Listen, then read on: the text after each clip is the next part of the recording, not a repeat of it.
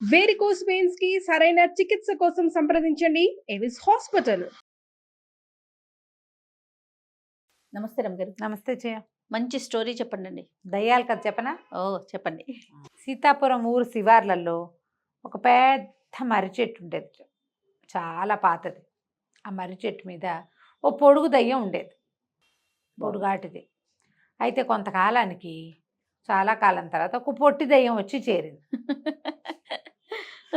పొట్టి దయ్యం సరే ఒక కొద్ది రోజులు సరే ఇద్దరు కలిసి మాట్లాడుకుని ఉండేవాళ్ళు.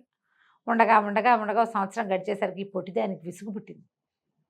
ఏం బాబా ఇక్కడ ఉంటాం మనము, చక్కగా ఊళ్ళోకి వెళ్ళిపోతే నగరాల్లోనో పట్టణాల్లోనో పల్లెటూళ్ళల్లోనో ఉంటే హాయిగా మనుషులతో కాలక్షేపం అవుతుంది. ఎంతసేపు నా మొహం నువ్వు నీ మొహం నేను చూసుకుంటాం, ఎవ్వరూ లేరు. కాలక్షేపం ఎట్లా మనకి?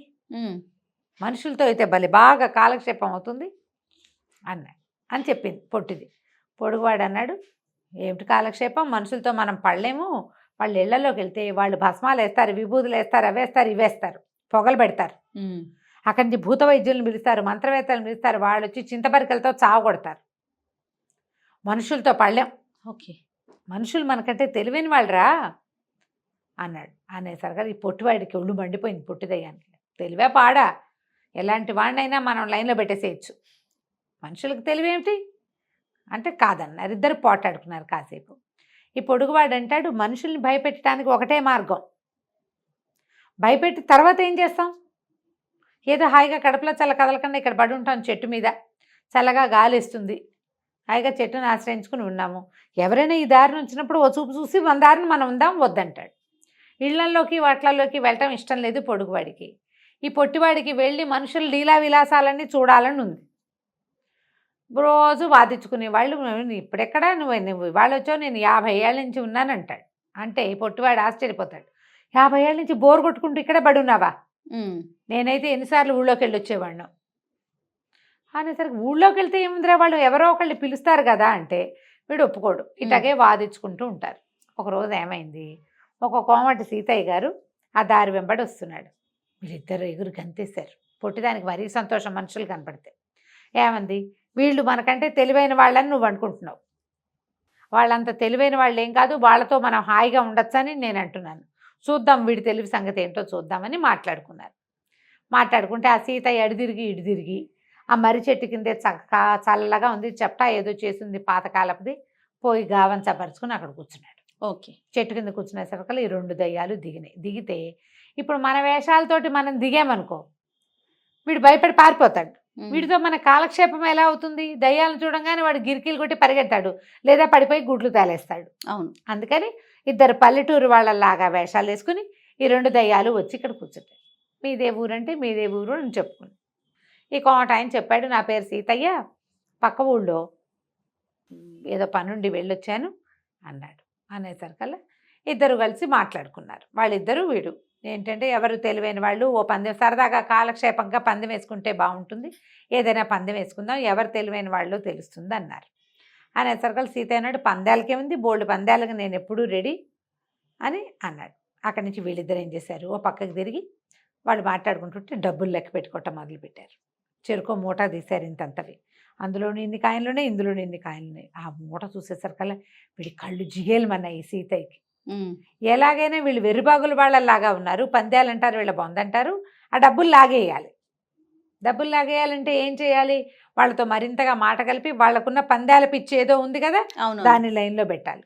అందుకని మీరేదో పందెం అన్నారు కదా అన్నాయి, నేను అసలు పందాల్లో సిద్ధహస్తుండి, నేను పక్క ఊరి రాజుగారి దగ్గర నుంచి పందెం వేసి ఇదిగో ఈ చిన్న మూట చూపించాడు, ఈ మూట అక్కడి నుంచి సంపాదించుకొచ్చాను. వీడికి తన దగ్గర ఇంతే మూట ఉంది, వాళ్ళ దగ్గర అంతంత మూటలు ఉన్నాయి, దాని మీద ఆసక్తిగా ఉంది. సరే అక్కడి నుంచి పందెం వేసుకుందాం.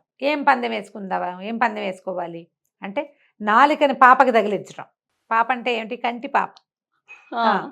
నాలుకని చిన్న చిన్న పందాలు ఏం పెట్టుకుంటాం, నాలుకని కంటి పాపకి తగిలిచ్చే పందెం వేశాను రాజుగారితోటి, అందులోనే ఇది గెలుచుకున్నాను అన్నాడు. అనేసరికల్లా ఈ పొట్టి దయ్యం ఆశ్చర్యపోయింది. అదేమిటి నాలుకతో కంటిపాపని ముట్టుకుంటావు, నువ్వు మనిషివైతే అది కుదరదు, దయ్యాలైతే చేస్తాయి, నువ్వు మనిషివి కదా, నీకెట్లా కుదురుతుందంటే కుదురుతుంది, పందెం కాద్దాం. ఈ పొడుగువాడు వద్దురా అని గోకుతున్నాడు. అయినా వీడు పొట్టివాడు ఆగట్లేదు. అది ఎట్లా కుదురుతుంది, వాడి నాలుక ఎంత ఉంటుంది, ఇంత ఉంటుంది. నాలుక చచ్చి జడి ముక్కు మీదకి వస్తుంది, అంతే. కష్టపడితే రాదు. నాలాగా ఇంత పొడుగు ముక్కున్న వాళ్ళకి వస్తుంది. మీకు అంటిద్దా రమ్మగారు? ట్రై చేస్తారా? Super super. చిన్నప్పుడు చేసేవాళ్ళం. ఒక ఖేచరి విద్య అని ఒక విద్య ఉంది జయ. ఆ ఖేచరి విద్యకి నాలుకని ఇలా భూమధ్యంలోకి తెస్తారట. యోగాల్లో ఉంది అది.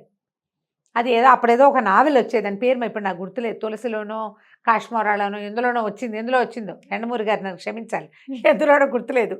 కానీ ఓ పుస్తకంలో ఉంది ఖేచరి విద్య. ఖేచరి ముద్ర, నాలుకని ఇక్కడ భూమధ్యంలోకి చేర్చడం. అసలు నాలుక ముక్కుకే అంటదని మేము స్కూల్లో ఉండగా వచ్చింది. అప్పుడు పందెం వేసుకుంటే నాకు తెలిసింది నా నాలుక నా ముక్కు అంటుతుందని. మీకు బాగా ప్రాక్టీస్ ఉంది, వెంటనే టకామని అంటించేసారు. బాగా చేసేవాళ్ళం చిన్నప్పుడు. అయితే ఇప్పుడు ముక్కు దాకా చచ్చి చెడి వస్తుంది, ముక్కు కొసకి పైదాకా నాకు రాదు, ఎవడికి రాదు. అదే కదా. కంటి పాపకి ఎలా తగిలిస్తాడు వీడి బొందా, పిచ్చి పందెం కడుతున్నాడు వాడు, ఓడిపోక తప్పదు. చూసావా మనుషుల కంటే మనమే తెలియదు, వెర్రిబాగులాడలా ఉన్నాడు వీడు, చూద్దాం అనేసరికి సరే అని అన్నాను. అనగానే మరి మూట పందెం అన్నాడు. అలాగే ఆ మూటను మధ్యలో పెట్టారు. మూటను మధ్యలో పెట్టాక వీడేం చేశాడంటే ఎడం కంటిని టకీమని ఇలా తీసి నాలుగు తగిలించి పళ్ళి పెట్టుకున్నాడు. వాడిది గాజు కన్ను, గుడ్లు దాలేసే రెండు దయ్యాలు. వీడి దుంపదేగా, వీడి తెలివి చూడు. వాడికి ఎడం కన్ను కుడి కన్ను లేదు, కన్ను ఎడం కన్ను లేదు. ఆ కన్నుకి గాజు కన్ను పెట్టుకున్నాడు. కంటికి పాపం తగిలి, ఈ నాలుగుకి పాపం తగిలించడం అంటే మనం ఏమనుకున్నాం, ఇక్కడి నుంచి తీసి ఇక్కడ పెడతాడు అనుకుంటున్నాం. వాడు అలాగా దద్దీసి తగిలిచ్చే తగిలింది, అంతేగా నువ్వు చెప్పింది. మూట లాక్కున్నాడు.